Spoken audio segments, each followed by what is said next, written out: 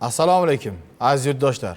Ayni kunlarda ijtimoiy tarmoqlarda O'zbekistonda bankomatlar bosqichma-bosqich tugatiladi degan noto'g'ri talqindagi xabarlar tarqalyapti. Ma'lumki, joriy yilning 8-iyun kuni Prezidentimiz Qurolli Kuchlar Oliy bosh qo'mondoni mudofaa sohasidagi ayrim masalalar yuzasidan Mudofaa vazirining taqdimoti bilan tanishdi. Taqdimot davomida davlatimiz rahbariga mudofaa ishlari organi faoliyatini raqamlashtirish va elektron hukumat tizimi bilan integratsiya qilish, ma'lumotlarni tezkor almashish hamda fuqarolarga sifatli xizmat ko'rsatishga oid takliflar bo'yicha ham axborot berildi. Bu islohotlar mudofaa ishlar organlari faoliyatiga nol byurokratiya tamoyilini joriy qilish maqsadida harbiy hisobga olish, tibbiy va chaqiruv komissiyalarini raqamlashtirishga xizmat qiladi.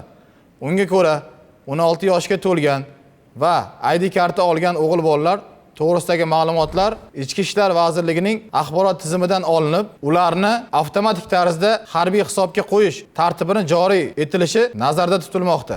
Shu bilan birga mudofaa ishlar bo'limlarida tibbiy komissiyadan o'tish tartibi bekor qilinib, barcha tibbiy ko'rik tadbirlarini tuman va shahar markaziy ko'p tarmoqli poliklinikalarda amalga oshirish reja qilinmoqda.